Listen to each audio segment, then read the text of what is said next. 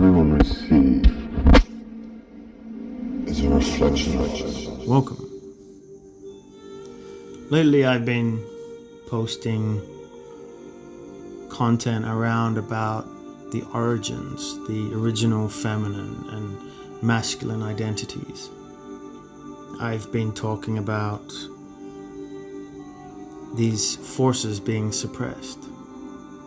And in today's one, I'd like to talk about the word, the creation, and the meaning and the representation that each view or belief has. So I have a cup of tea with me, and let's dive in. In ancient gospel, it was once said that the Word created the earth. Here, the Word is the creative force, the divine mind or vibration or cosmic principle through which all existence comes into being. Well, at least that is what we know it to be. This idea, however, wasn't just unique to one religion or one belief. It was also related to other ancient systems, which also ties to creation as sound or vibration or spoken expression. Many mystical traditions interpret the name word not as literal speech, but more of vibration, frequency, intention, or a consciousness expressing itself into form. So, in this sense, the word is creation through consciousness. The idea that reality responds to intention, sound, or divine will. So, some of these beliefs are ancient Egypt, with Ta created the world through his heart and by his tongue. In Hinduism, in the beginning was the syllable Om. It is all this. Everything that was, is, or will be, all is Om. In Judaism, we have, and God said, "Let there be light," and there was light. In the Greeks, we have the Logos is ever-living fire through which all things come to be. The Logos penetrates all things, ordering them. In Christianity, we have, in the beginning was the Word, and the Word was with God, and the Word was God. All things were made through the Word, and without it nothing was made that has ever been made. In Taoism, while technically not spoken, the Tao that can be spoken is not the eternal Tao. The nameless is the origin of heaven and earth. In Gnosticism, we have the one spoke a word that appeared as light. The Kabbalah, by 32 paths of wisdom, he created his universe with letters, numbers, and words. With Native Americans, we find the Sky Woman sang the world into existence. With the Aboriginals here in Australia, the Dreamtime, the ancestors sang the world awake. In Sumerian or Babylonian times, he spoke and it was so.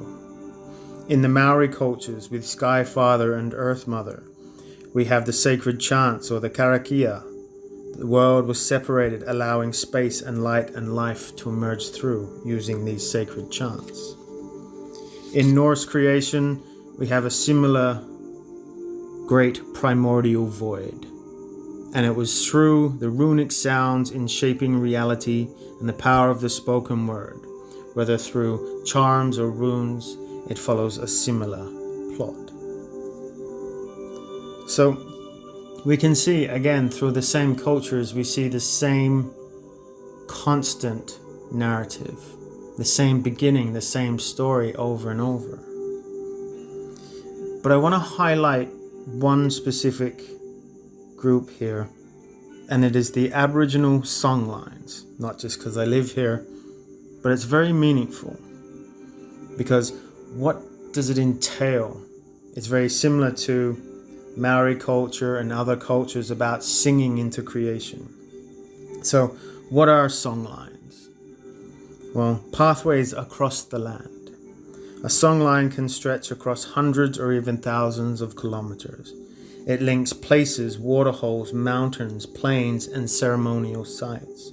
Each location along the route holds a story, a teaching, an event from creation called the dreaming. Maps you sing, not draw. Songlines serve as navigational tools. By singing the verses in the correct order, a traveler can walk across vast distances without ever needing a physical map. The melody and rhythm encode direction, landscape features, distances, even survival knowledge like where to find water. Each songline is a narrative of ancestral beings who traversed the land in the dream time, shaping the world as they moved. These beings' journeys became the routes or the routes. Their actions become the teachings and the laws preserved within a song. A cultural memory web, if you will. Songlines connect people to country, to ancestors, to identity, ceremony, law, and community. They are carried, protected, and passed on through performance, song, dance, and storytelling.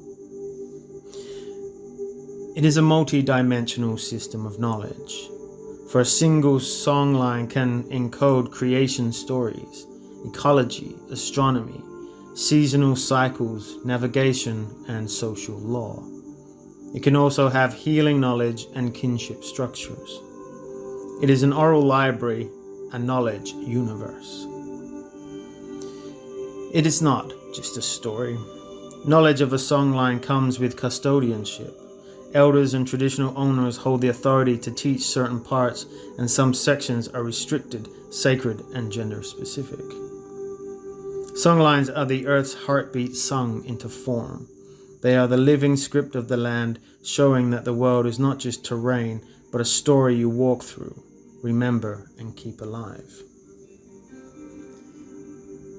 And this fascinates me because there is so much here with the dream time that can be associated with astral travel, can be associated with meditation, guidance, the synchronicities from the stars and creation, that inner knowing of tuning into the vibrations and the frequencies of Earth.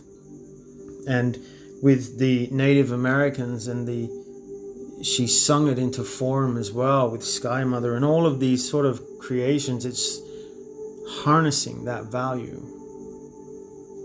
For me, I find that fascinating that all of those parts highlight spirituality, supernatural, and all the things in one.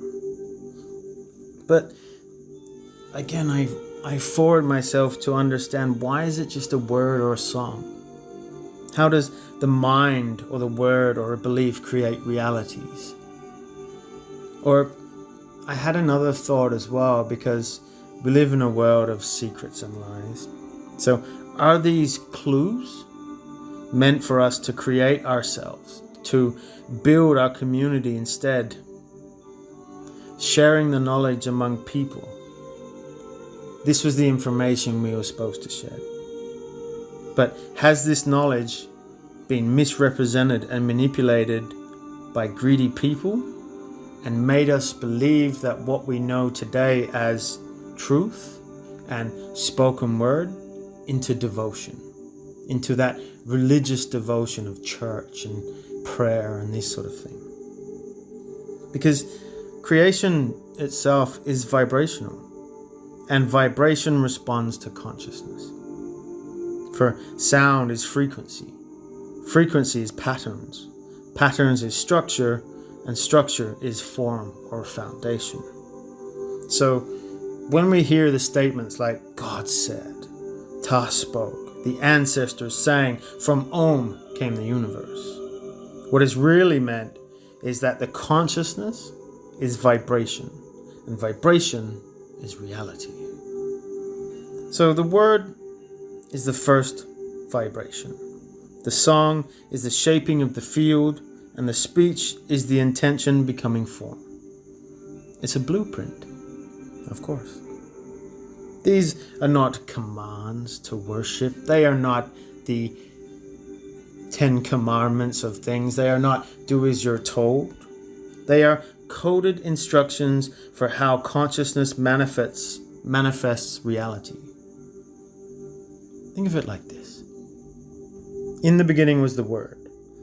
Om is all that is. The ancestors sung the world awake. What we've just read. But instead of thinking them like that in a more context based around religious prophecies, reimagine these into creation begins with the vibration you hold. All existence is frequency. Consciousness shapes matter through intention and vibration. These were never meant to be religious dogmas. They were operational manuals for the creator species. So where did we go wrong? What happened? Why did these principles turn into devotion? Because knowledge of how to create reality is the most powerful force on earth. Whoever controls it, controls belief, controls perception, controls emotion, controls action, and in essence, controls the world. When people begin to understand my word is creation, my mind shapes my experience, my belief directs my own timeline, they become sovereign. And sovereignty is one of the things the systems of power fear. So, all those original teachings meant for humanity of you are the creator was inverted by them to only gods can create. You must obey with servitude. The blueprint for humanity became a doctrine. The method became a myth. The technology became religion. The architects became followers, and the sovereign became supplicant. What was once meant to awaken humanity was repackaged to subdue it. Reality is built from consciousness and awareness. Sound is the spine of its existence. Intention is the blueprint. Belief is the scaffold. Focus is the tool, and the heart is the pure power source. Now, with the origin of the feminine known to be the first or the womb of creation that I discussed before, would it therefore be wise to say that the first word was feminine in nature?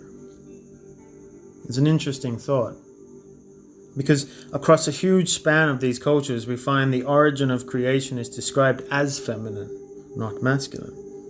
The primordial waters of creation were Nun, a feminine womb-like abyss. Ninhursag, the great mother, is the source of life. Shakti, the divine feminine energy, is the first force. Even Shiva is inert without her. In the indigenous traditions, Earth Mother, Sky Woman, the First Mother, creation begins with her.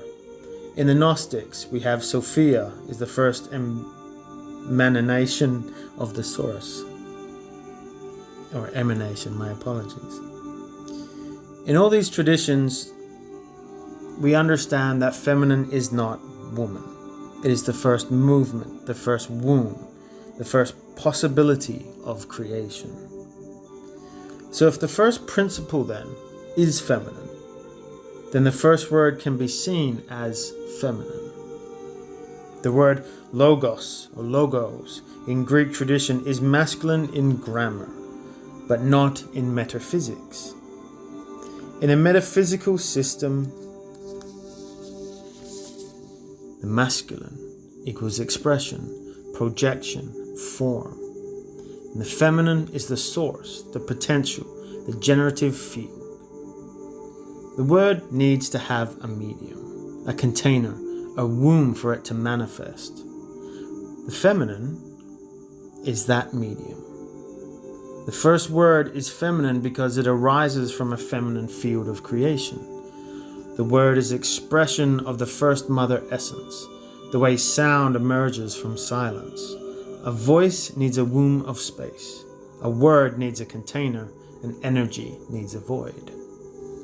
Some theories suggest early proto-languages were centered on cycles, relational, emotional-based, oriented around nurture and survival.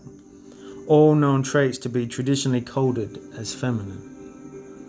So from a symbolic standpoint, the first word would naturally reflect the feminine qualities of life-giving, naming, bonding and meaning.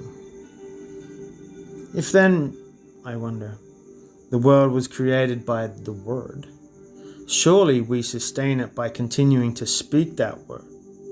And if the first word is feminine, this fits perfectly with all of the known belief structures that we just highlighted, that the feminine creates and the masculine organizes.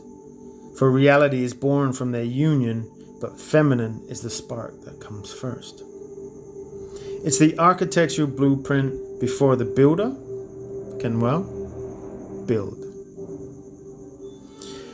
Creation begins in the womb of the feminine, and the first word is the breath that rises from her. But spiritually, could the feminine energy or womb of creation, metaphorically speaking, be entrapped by this toxic masculine? Because if a toxic masculine's word is just that, toxic or controlling, can it be trapped? Can it suppress the feminine origin? We already understand that spiritual traditions worldwide in the feminine represent the womb of creation, the intuitions, the feelings, the flow, the connections. This is the first space. This is the first possibility, the first yes that allows creation to happen. The masculine aspect then highlights word, form, and structure, but symbolizes projection, declaration, definition, structure, control, boundaries, and naming. The word turns the infinite field into something fixed, not inherently bad for structure and expression are necessary. However, if the masculine principle becomes imbalanced, it turns structure into domination and definition into imprisonment. The toxic masculine word entrapping the feminine occurs when the word, or masculine expression, loses harmony with the womb. Creation becomes trapped inside the very structure meant to give it form. Within Gnostic tradition, we see Sophia's creative power becomes trapped in a lower realm, created by a false, arrogant word that claims dominion. In Sumerian myth, the Great Mother's waters are split and divided by Marduk's law, creating order but only through subjugation. For the Hindus, Shakti's infinite energy becomes bound by rigid masculinity forms when Shiva withdraws into stillness without her. In every case, the issue is the same. The masculine word becomes over-dominant and the feminine field becomes confined, never honored. This creates a trapped, distorted world, a system rather than a cosmos. So when the masculine becomes toxic or over-assertive, rigid, ego-driven, intuition gets suppressed. Emotion becomes shameful. Collective imagination is restricted. The feminine principle becomes imprisoned. Humanity is locked inside an artificial structure built from words, labels, logos, and laws. So, if the world was shaped by the word or logos, then a distorted word creates a distorted world. A toxic word traps the feminine, but a healed word releases her again. Reality, therefore, as mentioned, is sustained by our collective language to keep speaking its word. The escape is not the battle to fight, but to change the story that we sing. When fear dissolves, the illusion collapses, and when the feminine rises, is when the word loses its power to dominate. For creation can only be trapped by belief, and belief is maintained through words. You free the word, you free the world, and you free the womb. For once the story changes, the prison dissolves. That is a powerful last statement. Because in my opinion, it is this belief or idea that we talk, whether it's language, we are using our voices. We are basically learning their language that they have told us it to be. So we are speaking into existence everything. Whether we communicate with loved ones, when we watch the television, we are rewriting their own story, because that is the word that we are telling each other.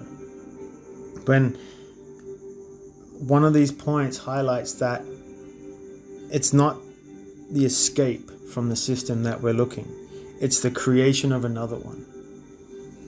We have so long sung into the existence the beauty of nature, the beauty of the womb and the feminine. However, this version has been manipulated by toxic masculinity. So we must create a new song, and we sing it together. And that, with that last line, once the story changes, the prison dissolves.